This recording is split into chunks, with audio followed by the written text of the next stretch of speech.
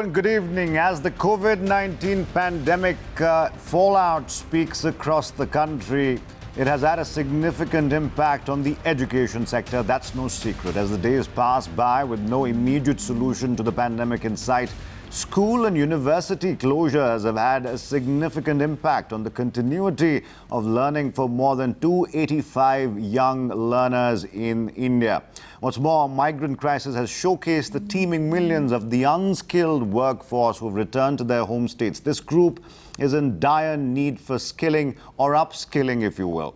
Now, this crisis has also highlighted the need to reassess the structure of schooling and learning in India and prepare it to meet the challenges of the times. But every crisis, as they say, is an opportunity in disguise. It is up to us, and it is time now to take up the challenges of upgrading India's education system to be ready to meet the needs of the new age. This special presentation of the Living Room Conclave has been presented by Amrita Vishwa Vidyapeetham. It is also co-powered by Deakin University, Australia, one of Australia's foremost universities. And I have an eminent panel with me tonight. Ian Martin, he is the president as well as the vice chancellor of Deakin University, joins us for this special broadcast. Mayank Kumar, co-founder and MD of Upgrad, is on the panel. Raghunath Shivgaonkar, vice chancellor of Bennett University, is with us, and Akshay Munjal, president of BML Munjal, completes the panel. Thank you all for being with us tonight. Let me start with Ian Martin, if I could. Thank you, Ian, for joining us, first of all. Let me start with asking you, with Deakin in particular, how have existing courses been affected, first of all, at Deakin University? And how is Deakin confident that more digital courses, online learning courses will be as effective as what we used to have before the pandemic hit in terms of regular courses? What is your opinion on that? So Deakin had in February about 18,000 students studying fully online and about 40 to 50,000 students studying in our campuses. In early March, we pivoted to put all of those 64,000 students into an online mode of study, and we used the experience that we've had over the last 20 to 30 years of distance and digital education to pivot into that mode. We put the expertise in there, we monitored very closely what was happening, and we regularly spoke with teachers and students around what was working. In the main, it has been a fantastic experience in terms of what we've been able to do at very short notice. The evaluation from our first 2 to 3 months of teaching was almost the same as it was 12 months ago, largely on campus. Now, clearly, there are still some things you can't do online. Some of the engineering practicals, some of the laboratory practicals, we'll return to those later. But I think it has demonstrated the agility and the adaptability of our institution to pivot rapidly into this mode and build on the experience we already had. That's very interesting and very encouraging to know. Let me just come up with a follow-up question there, Ian, if I could. How relevant do you think, especially given the pandemic, nobody really expected this, completely threw the entire world out of gear, and we're faced with a situation that nobody really was geared up for. How relevant do you think, Ian, and how do you ensure, first of all, that the new sort of improved or modified curriculum, especially with digital and online courses, how relevant do you think it is? And also, I would like you to throw some light on your connect with industry in pandemic times. Has that been affected at all? So look, I think there wouldn't be an education institution, a university anywhere in the globe that's not been impacted by COVID-19. I think it has challenged all of us to do the changes and the pivots that we've needed to take. But I think what it has done is made us really focus on what matters, what's absolutely important in the education, what do we want to focus on. But also, increasingly over the last few months, we've turned our attention to what comes next. We will come out the other side of the COVID-19 pandemic, and I think education is going to be fundamentally changed globally because of that. Industry has shifted at the same time, and certainly in Australia, many of our big corporates are having 70, 80, 90% of their staff working from home in a digital environment. That's not going to change anytime soon. And many of them are talking about a new normal. And our education has to match that, has to match the skills for the future. Whether we're talking about career starters, career progressors, or perhaps, unfortunately, just at the moment, many people whose industries have been very, very disrupted who are looking to change careers.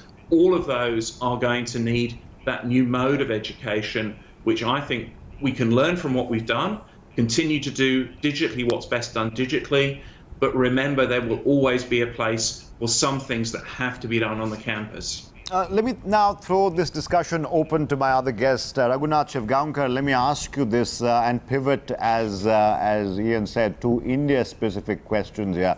Deakin University seems to have a grip on how to deal with the changing scenario. How do you see Indian institutions now, first of all, grappling with the crisis and making sure that linkages between institutions and students, especially those who don't really have the kind of access to online education that we would like, really? How is that affected education in India, according to you? Also, Mr. Shivgaonkar, I'd like you to throw some light on how do you think Indian institutions will be placed now, whether or not they will have the kind of ease to kind of go into rather easily or pivot into rather easily as compared to some international universities, Deakin, for example. Where do you think Indian institutions stand as far as that is concerned? Yeah, so firstly, when this COVID pandemic started, I think within no time, the universities, they aligned themselves to deal with the situation. So, for example, if you take the Bennett University, I think within about 10 days' time, the faculty and students were almost geared to take the whole classes and examination into online mode. And as a result of that, I think within a month, all the curriculum was completed, the examinations were completed. So at Bennett University, if you see, the practically everything finished on time. Of course, there were challenges, and as you rightly said, there was a connectivity issues which were there. But I think large number of people really could handle it.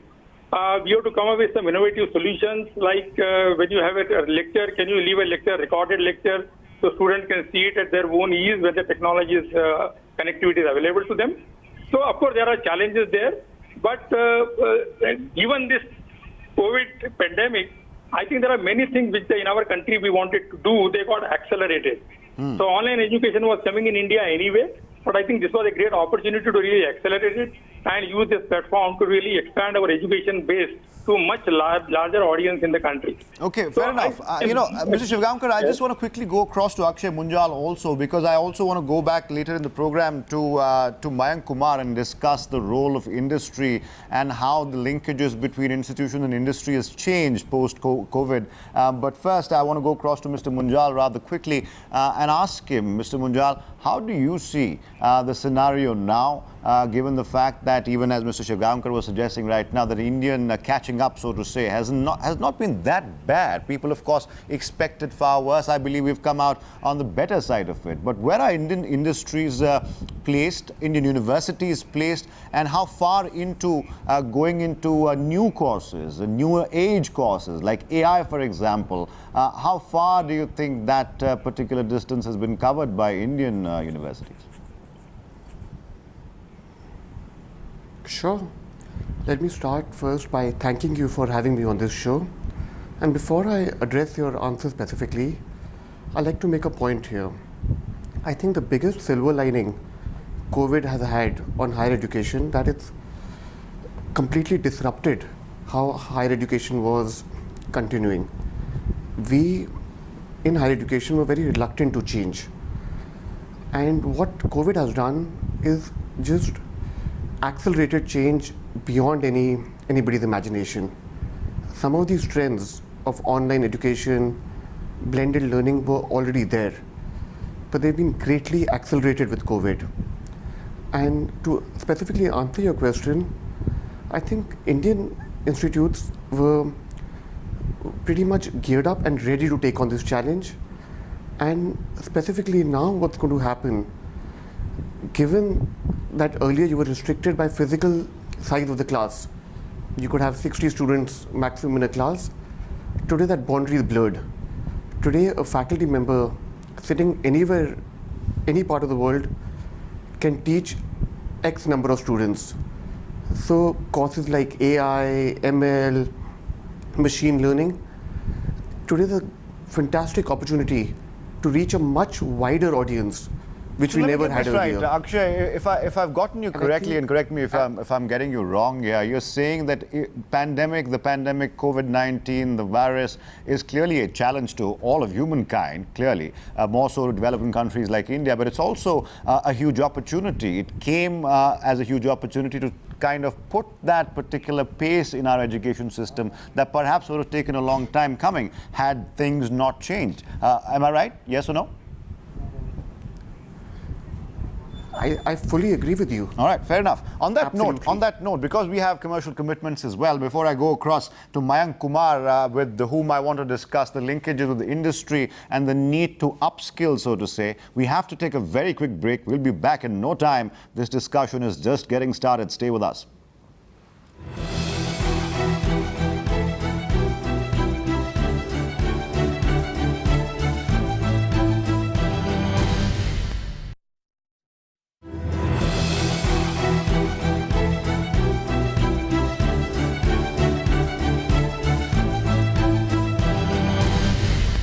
You're watching a special presentation, Living Room Conclave India Education Mission. Without wasting any time, Mayank Kumar, let me ask you, since you represent the industry side of our panel, how important is it for universities, and how does it really help universities today to work closely with industry to make sure that they develop products and solutions, skilling solutions, because the common refrain, as I'm sure you're aware, has been in the past few years that students are getting educated, they're getting degrees, but they're not employable. So how does it benefit industry to have a far closer linkage with universities? And do you see that enough in India? No, I think that's a fair question that you're asking, but if you look at overall, what we are noticing right now is that the level of interaction between industry and academia has increased tremendously, and people are now collaborating a lot. Specifically from our side, from Upgrad, in this period of pandemic, we have so far now partnered with 100 plus educational institutions to take their programs online, to enable them to offer their sort of learning online. And along with that sort of learning module, we're also bringing in experts from the industry who are actually practitioners of some of these new age skills. See, look, in today's context, skills are slightly ahead of, or last mile skills is slightly sort of moved ahead of the education that happens in the university. But if the two comes together, magic ends up happening at the end of the day, because the learner not just learns from the university the pure hardcore academics, but the hands-on practice allows them to become employable the moment they get out of the university. So I think in this context, what we have noticed is that both university and industry coming together in the current online space allows us to make sure that the learner and the student population are getting far more employable in this journey. And that's a trend essentially that has gotten accelerated even now with a lot of university, as you rightly asked the question earlier, that online education and AI skilling and machine learning, etc., are becoming far more mainstream. And that is only happening because academics has got their own strengths and they're collaborating quite closely with the industry to take some of these learnings to the end user and to the end consumer, where you can sort of create more employable workforce for the future. I also want to talk about how the teaching method has changed over the years, especially now. And I want to go back to Ian Martin on this. Deakin, Ian, as we all know, is one of the most progressive universities in Australia. It's been progressive from the very beginning, and it's been one of the first to embrace new age teaching methods and technology. How have you seen the evolution of pedagogy or the teaching method really evolve in the last, let's say, a decade or so? Just throw some light on that if you could. So I think that the way we've approached designing the curriculum has changed. You've already heard about the importance of industry engagement and having that perspective from the outside in designing the curriculum and delivering the curriculum, moving away from a very passive lecture to student model to an active learning model where we use technology to help frame the information to the students. They have to work their way through that, and then you use the face-to-face time either digital face-to-face time or physical face-to-face time to actively explore the concepts that you've been talking about or feed that through into a practical class. So it's become a very, very practical, active approach to learning. And I think that has really benefited. I think the other thing that's changed is the approach to assessment. If you think about what students need to do in the workplace, they never have to sit down for a 3-hour closed exam. They have to carry out projects, they have to do written pieces of interpretation of information for the organization. So we're looking at adapting and changing our assessment to, again, make that more real world ready. Ian, again, quick question here. I have limited time here, but have you seen an uptick really in terms of admissions and online course applications in the past, let's say, 5 years? And what do you put that down to if the answer is yes? Most of our domestic growth within Australia over the last 2-3 years has been online.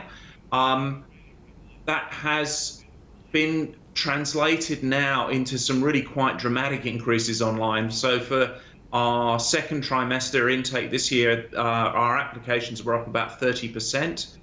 And now we're seeing globally an acceptance of digital and hybrid digital physical delivery. We're seeing more interest internationally as well. So absolutely, we're seeing the interest.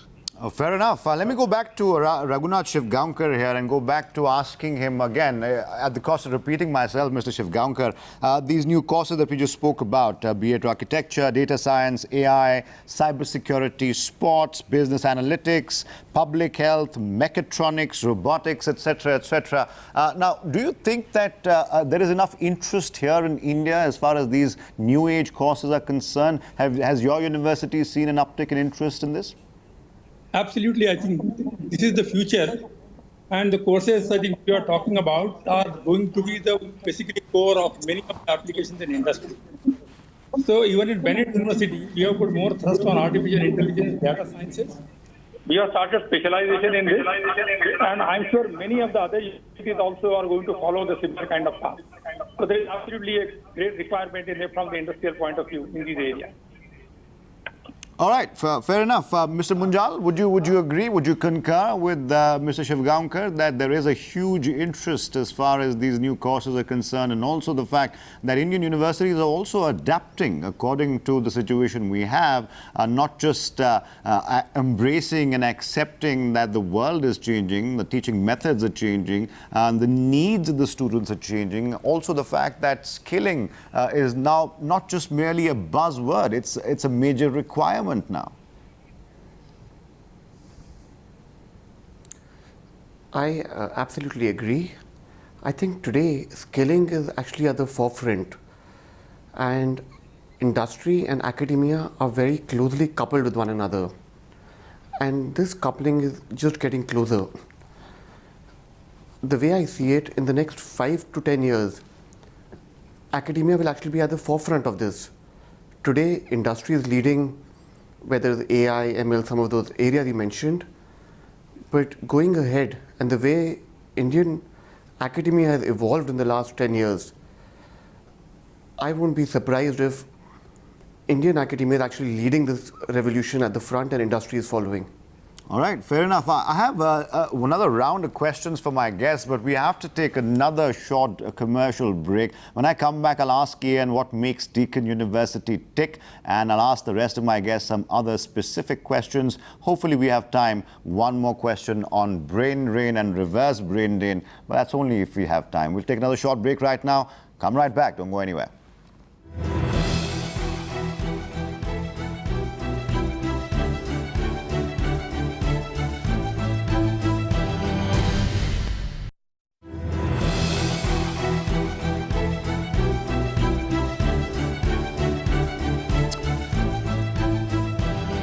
Welcome back. I have limited time on the debate, so Ian Martin, let me just ask you in not so many words, what makes Deakin University tick? Also, in other words, if I may, did the fact that Deakin University identified the trend rather early, digitizing aggressively when the trend caught up, and also the fact that all your online courses are on the cloud, students from all over the world can access it, was that one of the reasons why Deakin became what it is?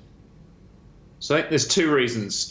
One is an absolute passion to do well by our students and have students at the heart of the institution, but linked to a very, very strong digital spine, a digital background that give us the ability to switch really, really well.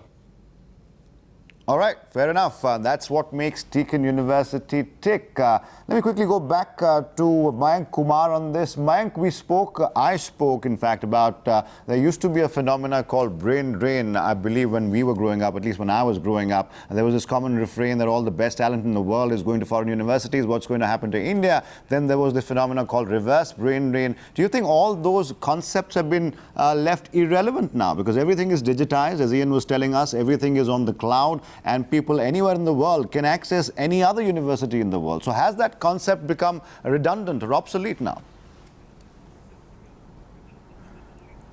I think the best of the education, as you rightly said, is available at your doorstep. Today you can access the best of the university from the US to the UK or Australia actually coming to your doorstep. And we work very closely with Deakin University to enable them to sort of access a larger set of ecosystem within the Indian sort of population. But I think the fact that our Indian population is quite aspirational, and the working professional and students are getting very, very aspirational in the journey. So they want access to the best quality education right now. And given the fact online, digitization, and the current pandemic also to a very large extent has pushed students to delay the start date. But a lot of these pushing out of delaying of start date is getting covered with online programs, online degrees, online sort of offering, where learners are continue to learn while being in India, but access to one of the best global education coming from all across the globe, directly to the laptop or the desktop or the mobile phones. Mr. Shivgamkar, what does the future hold for Indian students, Indian universities, institutions like yours? What does India and Indian institutions have to do to make sure that all our institutions, like Bennett, for example, compete at the same level, as, let's say, as Deakin University, and provide the same kind of opportunities, courses, what have you, for students across the world, not just in India?